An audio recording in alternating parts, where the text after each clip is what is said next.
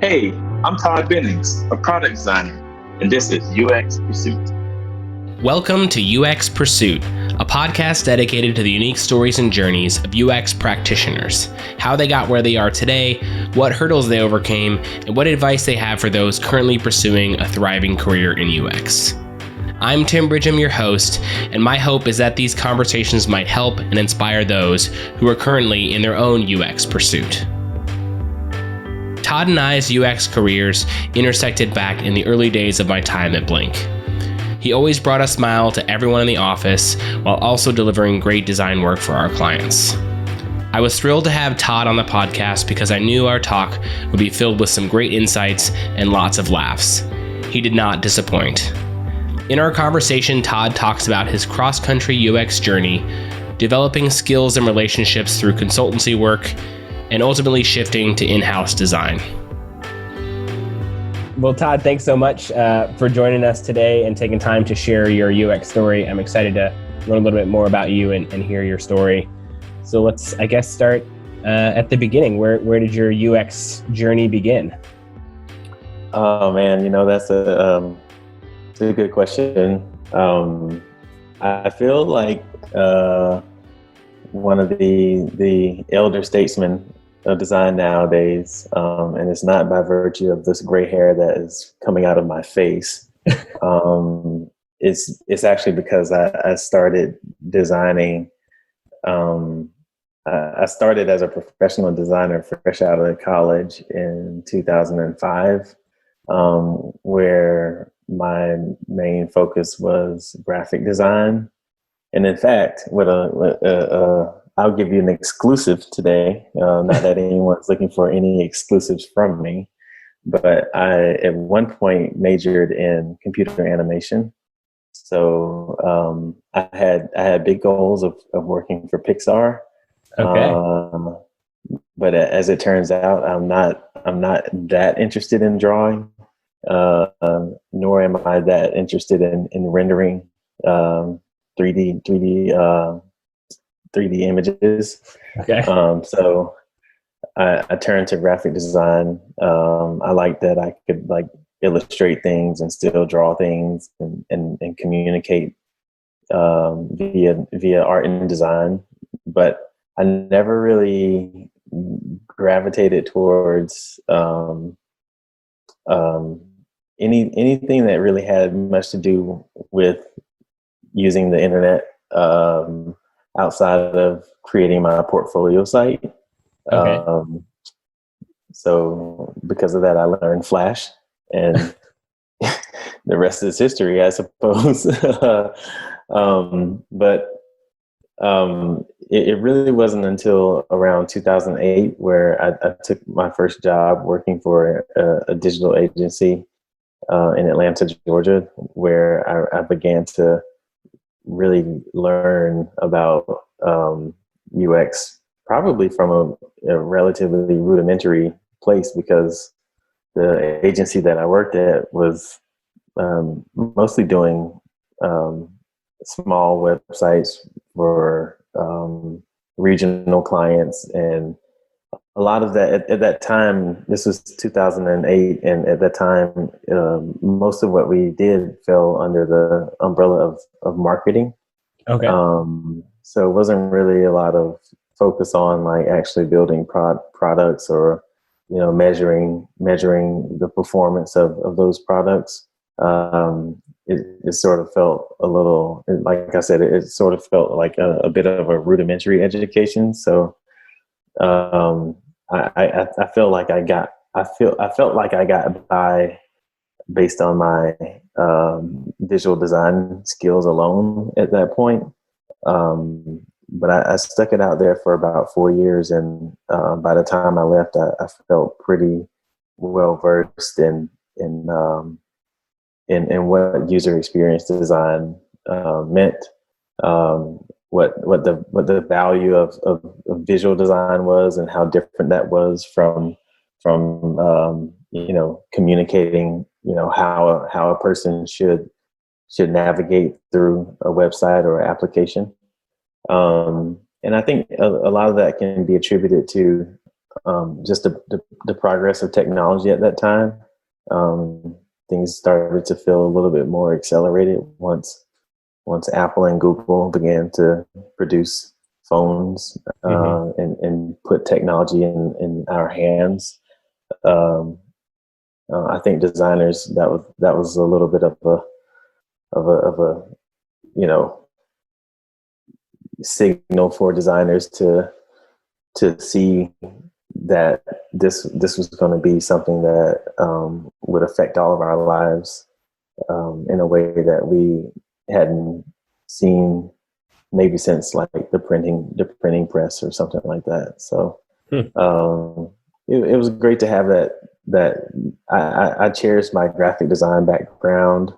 I am often jealous of my peers who come from the UW human-centered design program and, you know, such great institutions like that. But I also feel that I'm uniquely qualified to sort of to do this job as good as anyone else is. So that's kind of how I landed here. I don't know if you have any follow-up questions, or shall I keep on going here? Well, yeah. So it sounds like, I mean, way back then, probably 2008, people probably weren't really using the term user experience or UX too often. I mean, like I know Blink started out as like Blink Information Architecture or Architects. So the terminology has changed a lot in the years as well. You know, as you were progressing at this agency and sort of learning some of these rudimentary UX skills, is that when, do you feel like, did you shift from like graphic designer to like more interaction designer or UX designer, or is that kind of more down the road in your career? I would probably say I was still sort of in between, depending on client needs. You know, to be honest, it was a agency life was sort of built on who needs what when at that time. And so though I wasn't really producing a lot of print work, I was still very much a part of like a lot of social media campaigns and like producing, you know, helping to produce content and making graphics for videos. So like, I think, you know, in that time, being a full service agency sort of meant that you hired graphic designers that were not as specialized, so that you could basically maximize your output and be able to provide the services that your clients ask for. And in that time frame that I was there, though, I think some of the best experiences came from working with engineers who sort of, began to better articulate, you know, what they really needed from us designers. And we began to sort of shift from, you know, this Photoshop document that had grown to be layers upon layers to, maybe we can start things off with some wireframes or some early mocks, and that was sort of the start of me involving engineers early on in the process, so that we can get like the best product possible. Okay. One project that I got a chance to work on was the iPad app toward the end of my tenure there. So this is like kind of new territory for me. So I think that was probably one of the first things that I worked on that I really felt like I needed to consider the psychology behind how a person would use an application, and what could we do to sort of keep this person coming back or engage this person in a way that is not solely built on call to actions, like we were doing with websites, for instance. It sounds like in your role there, and you're still in Atlanta, and you're starting to learn these UX skills, or kind of add to your your chops, your animation and your design skills. Is that what brought you out to the West Coast? Believe it or not, no. I would like to take a moment to say how awesome I am and how my skills, translated from one part of the country to the next. But the reality is, my wife got a job offer on the West Coast, and so that was what sort of shifted things from being in the South to living out here. So we made the move to the West Coast actually after not very long after I took a job with a small startup that wanted to. The goal of the startup was to build a product that would compete with Dropbox or any one of these cloud storage services. Oh, wow. The goal was to encrypt on your local machine and then send these files up to the cloud, so that encryption did not happen actually on the cloud. So interesting. I was really in the weeds on like some technical stuff because I felt very confident in the skills that I picked up at the previous role. And I was only about a year into that, and I think we were just on the cusp of like a pivot towards something new. And that's when we got the opportunity to move west. So we did, and I worked for that company remotely for a little while pre-COVID. I'm an OG remote worker. And ultimately, I bit up the nerve to test my skills in the job market on the West Coast, and that is how I landed at Blink.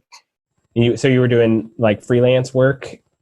Yeah, I was pretty much. I had a lot of good experience, and I didn't have a very big network of people there to like really direct me or to help me to get freelance jobs or whatever. Mm-hmm. But the few people that I did know sort of guided me in the direction of Vitamin T, which is a placement agency for creative talent. And I was really, really, really, really, really picky. Like I showed up like I was like Billy Badass. I don't want to work for these guys. I want to work for these guys. And I made it. I just made it very clear that I was really interested in shooting for the moon. I think now they call that intentionality. Okay. But I like to say I struck down with the iron fist, tomato. But I'm super glad it worked out. And to be honest, at that time, like I wasn't aware of Blink and what they did, but I had agency experience. I understood what that life was about, so I felt comfortable. But naturally, I think making a move to Seattle means you sort of consider the big companies in that town, like Microsoft or Amazon, or maybe even Expedia or someone else. So, I had a long list. I interviewed and checked in with people and chatted with a lot of people. And the best thing about that really was being able to meet people. So for me, indirectly, it was like giving me a network of people without actually having a network, because I felt confident that I could meet individuals and get to know them and build friendships with them outside of the professional capacity. And it wasn't necessarily about whether or not I wanted a job, but even in the back of my mind, like I knew I needed a job. Okay. But I valued the relationships and the friendships almost as much as I valued actually having a job opportunity. So it was actually a lot of fun to just roam around town, interview, find out I failed, and then do it all again the next day. Yeah, that's awesome. It sounds like, you may not have gotten a job, but maybe you got a friend or two along the way. Yeah, either in a professional capacity or a personal capacity. There's room for both. Yeah, and I know at some point you went after one of those big companies, I guess, and worked, and you landed a job at Starbucks. Is that right? Yeah, actually, I'm a little fuzzy on the details on how I got the opportunity, but it was definitely someone who knew me that referred me to this job opportunity. But I gotta say, actually, before Starbucks, I worked at Deloitte Digital for a brief year or so. Okay. And that was kind of like my last hoorah, like my last like grandstand at trying the agency life. Yeah. And I realized that, it's just not, it's not what I would like for it to be. It's not the life that my peers and my mentors sort of, described. Things were changing. I think even if you look at some of the initiatives by the big, huge professional organizations like the AIGA, they sort of shifted a lot of their content from working at agencies to, learning to be a good in-house designer, or how to build your agency in-house, or whatever sort of title they gave, like their themes that they usually follow year over year. So I always understood that was something that was going on, but I like the opportunity that I had at Deloitte Digital, but ultimately it wasn't, it wasn't fulfilling, because I began to understand more so than ever that I'm not as flexible as of a designer as I want it to be, or maybe I'm getting more mature in my career, so I'm a lot more specific in where I desire to be. So it was a good run, and then I made some good friends and did some great work there. But when I got the opportunity to work at Starbucks, like that kind of felt like, oh yeah, this is going to be a great role, like a career, a move that I won't soon forget.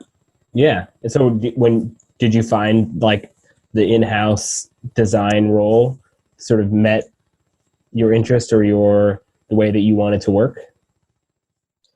Actually, probably not so much at first, but I felt like I was on a team that had a lot of room to grow.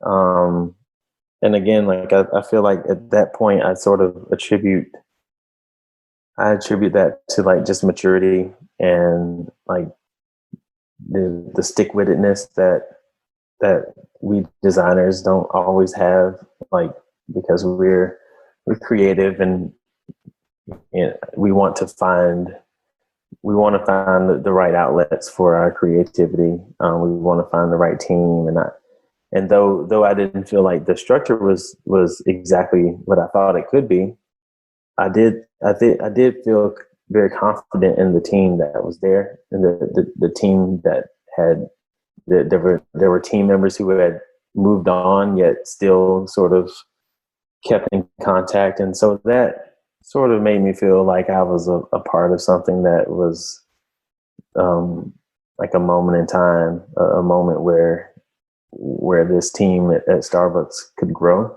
Mm-hmm. And the fun part about that was when I joined that team, I think this was 2015 or so.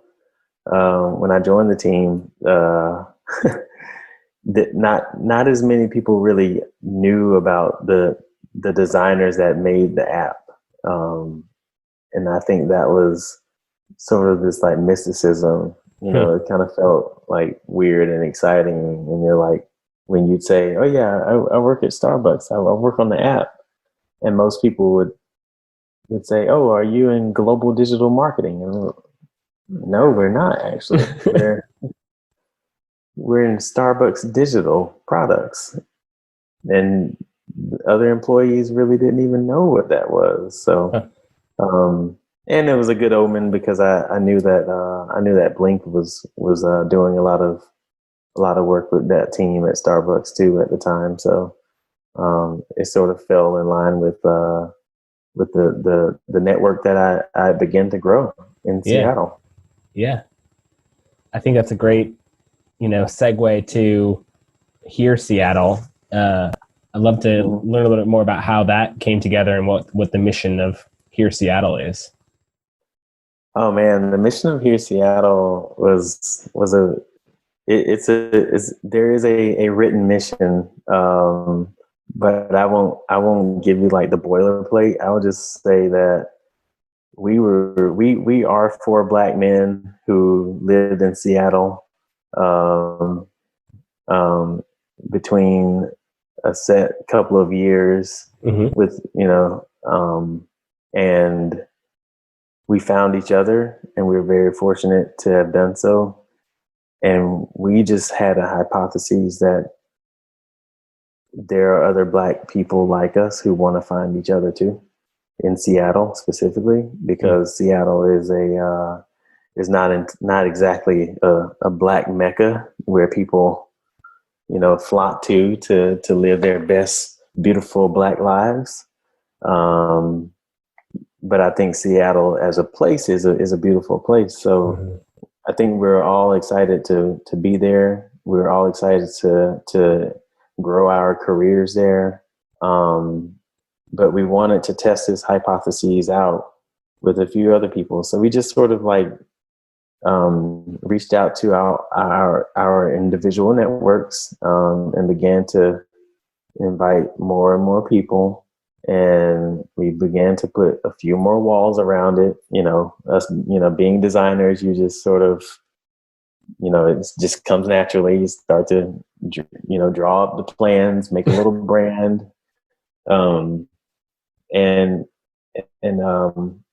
Yeah, I think we made something really special that was, just looking at the sort of injustices that are now caught on film, I think we can say that we were a bit ahead of our time in terms of doing anything with relation to diversity and inclusion. And though we don't do as much as we did in the last like 5 to 7 years, I feel really good saying that we did something when there was not as much noise or much care and concern around the topic of race in America. So our efforts were pretty doggone significant in that time. I think the attraction to Seattle for a Black person has a lot to do with the opportunity to work for billion-dollar companies who have billion-dollar problems. As it turns out, that attraction is not the only thing that should be the thing that attracts you to a city. You want to have roots and family or friends or network or something that keeps you there, sustains you, ensures that you can find your tribe, or people who just enjoy the same hobbies as you. So I think we did a really good job in providing that platform for people. It was a lot of fun. I think we all like as guys who just really started out as a means for us to get together and just like talk trash to each other. Mm-hmm. I think we can be really proud about how many people we were able to congregate together, and so they can all talk trash to each other too. So, but out of that, obviously, like, you know, very similarly to how I told you about how important it was for me to build my professional relationships once I got to Seattle, in the midst of me interviewing and looking for job opportunities. I think here Seattle provided a similar platform for other people. So that's the short version. Yeah, that's awesome. Yeah, I mean, when I think of Todd Bennings, I definitely don't think of fun. So I'm not sure how you pulled that off, but Nah. Serious as a heart attack. That's right. That's so cool. I mean, yeah, relationships, I think, as we talked about, are just super crucial. And, you know, I can't imagine what it would be like to come into a city where, you know, I look around and I don't see a lot of people that look like me. So I think that's really cool of you guys for creating that space. And yeah, like you said, definitely ahead of like the current events and ahead of the time in a lot of ways. So that's awesome. So in your career, you know, you talked about working in agency for a significant portion of time, and then, you know, shifting into like an in-house role. What's, you know, how is working as a designer, you know, different working in-house versus as an agency, or how are they the same? I mean, maybe this is obvious, but one of the things that I acknowledge is being one of the biggest differences for me is that there's no breaks in house, and the challenge to me is not so much a roadmap or a review or anything like that. The challenge is actually being able to sort of go in every day and bang the drum of a single product, or a single feature, day in and day out.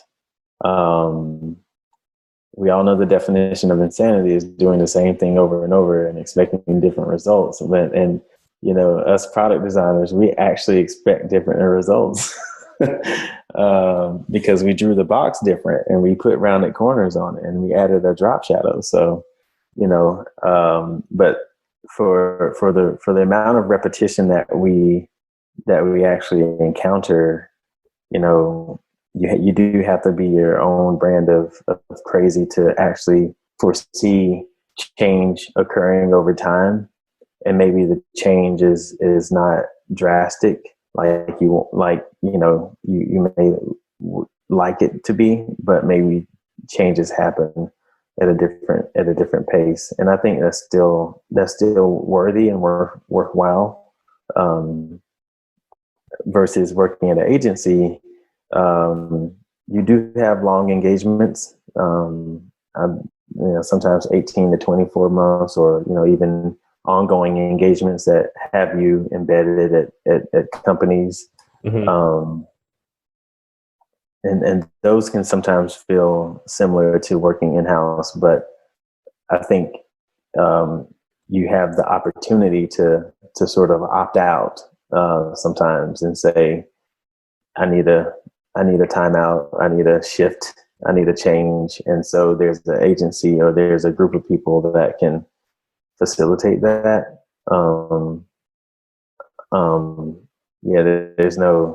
There's no red pill. I can't even remember what pill does what anymore in the Matrix, but you know, you can't get out. You can't get out when you're in-house. You're in-house. So, there's that. And then I think there's also just the kind of structure that you have in-house, working with product managers, engineers, and kind of in my case at Square, I think you encounter a lot of cross-functional projects and products, because Square is a ecosystem of startups. And so we sort of operate with that model where, you know, if I've got to work with a different team, then we sort of have to like come together. There's like some UN peace talk level type of, you know, meetings. And then, and you sort of have to work really hard to do the diplomacy part of the job, and that can be a lot of fun. I think everyone really kind of understands the value in doing that, and even more so, everyone values like each person's time, and they treat one another with a lot of care. And so it's never like, I've never had a situation where I've had to, you know, reach out to a designer on a different team, and I've had, you know, a challenging time working with that person. It's always been pretty fun and delightful. Well, I mean, in some ways, the way you describe it sounds, you know, close to the consultancy thing, where like you're meeting a new client and you're kind of getting to know each other, and you're trying to work together in this new relationship. And so I'm guessing some of those agency consultancy skills, you know, have helped prepare you for that in-house skill that's required. Yeah. I suppose sometimes you actually pick up on the amount of account management skills you've learned through the various agency roles that you've had, because you still have to sell ideas, you still have to do the road show, you know, and pitch.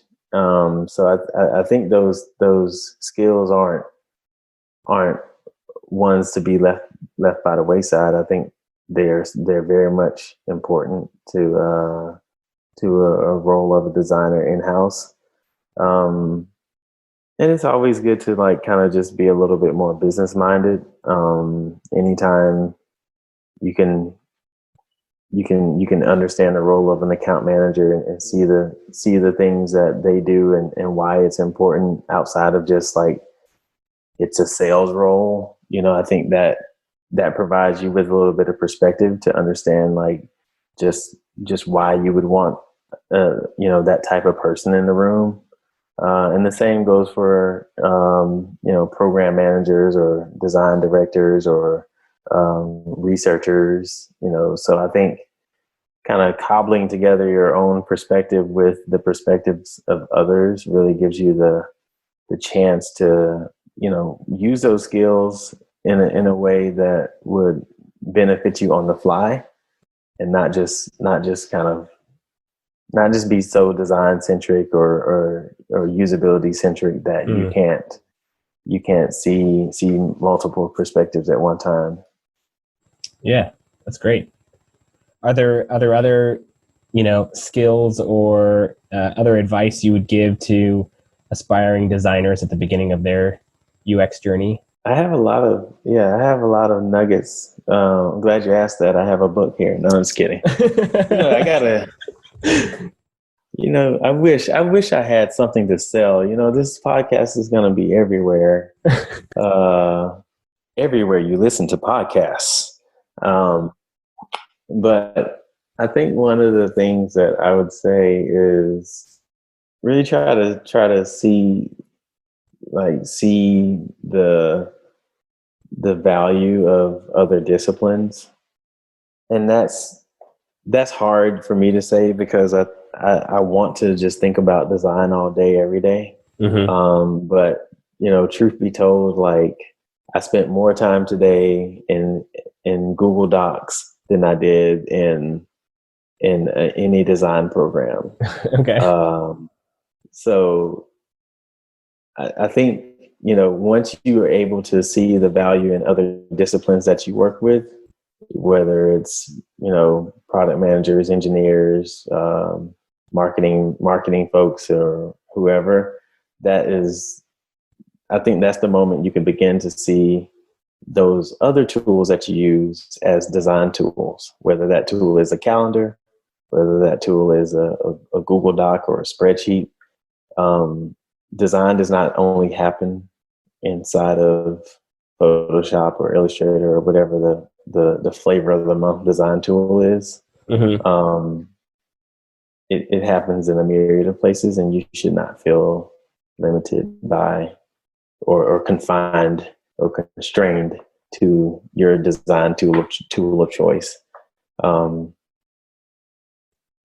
think that's one of the things that I would tell a younger person aspiring to be a designer, or old person aspiring to be a designer too, in this way. I think in the context of technology and products, digital products.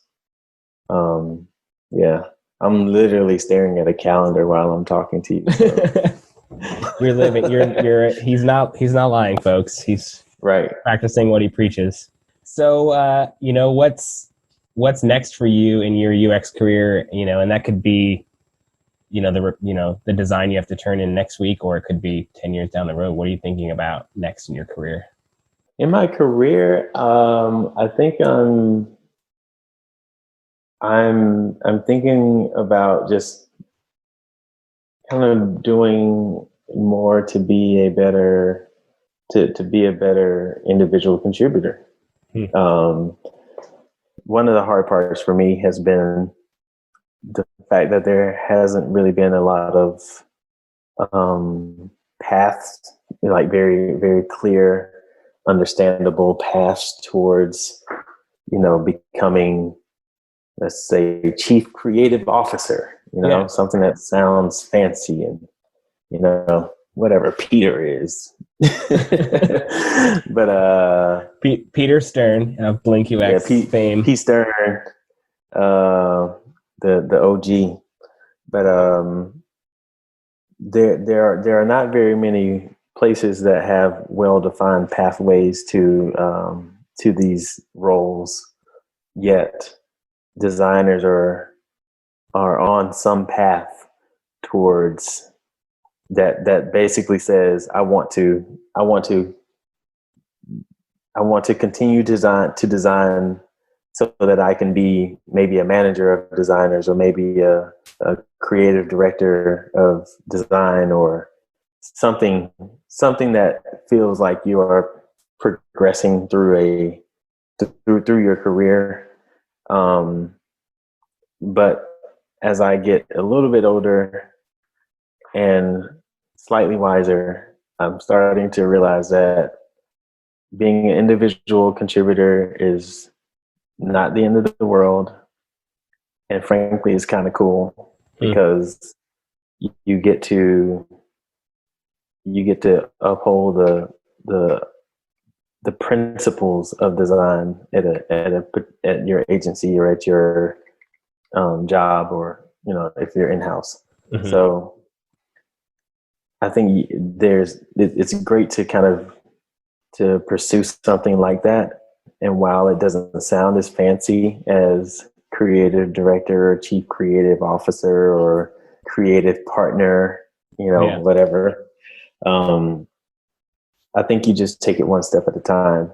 And instead of making a North Star, it's better to consider how much you like being where you are, and then inside of that, making a determination of how many levels actually could exist or do exist, within your current place. So if you're an individual contributor, it doesn't always mean your next step is manager or, design director or whatever.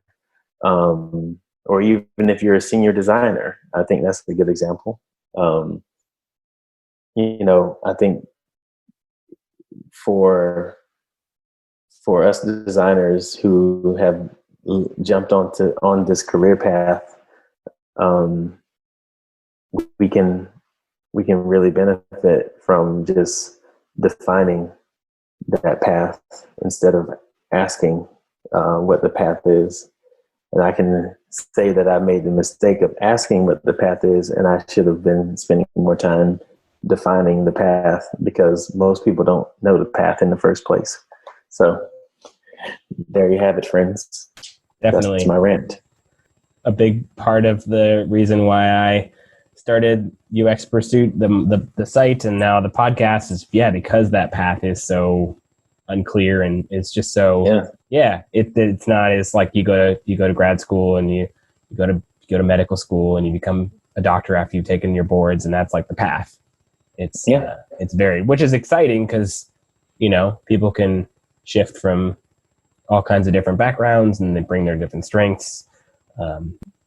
If they didn't start in graphic design and kind of grow skills along the way like you did, they can shift even from something like IT or, project management or something like that. So I think that's awesome advice and cool to hear you're thinking about that and focusing on the work, which is exciting because, someone's got to do the work, right? And it sort of feels, a comparison might be the thing I was saying earlier, like, not every tool is a or any tool is the design tool, and you should not be constrained by the design tool you use to actually design. So very similarly, your career is subject to being designed by you. Go ahead and do it. Awesome, Todd. Well, thank you so much for taking time today to share your story and plug your book and your new movie, your miniseries, and your Amazon Prime documentary series. I got to find something to sell. You got to bring something to sell to these. We'll put all the links in the descriptions. Just go use, I guess you could just say, just go use Square, and that basically is what you can sell. Yeah, especially Square Loyalty. That is the product I work on specifically. Okay. Occasionally I might work on the Square point of sale, but it's very rare. Those guys are my homies. And if you're in Seattle specifically, the I think it's the Lowrider Baking Co. or they sell these cookies down in Georgetown, like these amazing chocolate chip cookies, and oh my gosh, they're so good. They're not good for you, and they actually use Square Loyalty. So that's one Seattle-based company that uses Square and Square Loyalty. So there you go. All right, we are selling something. We're selling cookies. Eat them up. Awesome. Thank you again. I really appreciate your time and hearing your story. If people wanted to learn more about you or connect with you, how can they do that? You can find me on LinkedIn, or if you're a wild and amazing person that enjoys the black hole of doom scrolling, find me on Twitter. All right. Fantastic. Thanks again. Not a problem. Always a pleasure, Tim. Again, thank you to Todd for joining me on the podcast and taking time to chat about his story and the advice he has for designers. He's another guest to bring up the importance of and the impact of community in UX. I'm very thankful to work in an industry full of people who are open to fostering connections and supporting each other.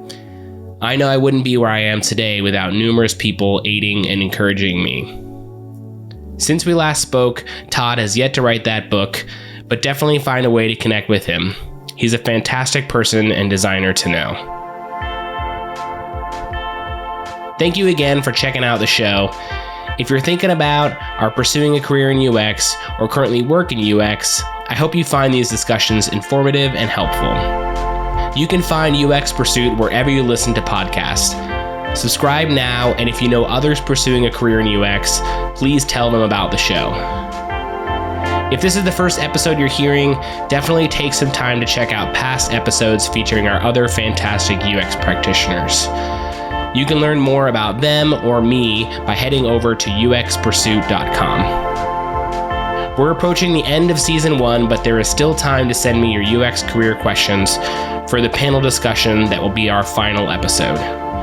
So send me your questions by emailing me at hello@uxpursuit.com. As always, a big thank you to Irene Barber for creating all the music you hear on the podcast.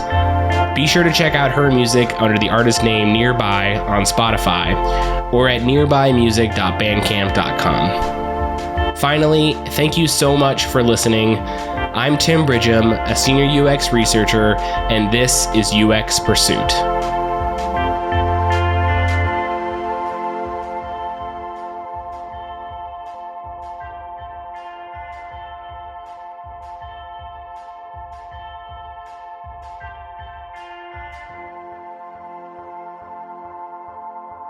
Is this the part we can drop in like an ad? Yeah. Your ad here. Your ad here. Yeah.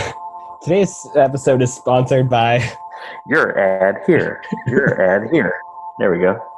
You got to get paid out here. We're working hard. Definitely. Do you think Square would be a sponsor? Probably not. Yeah, it's worth asking. Yeah, you never know.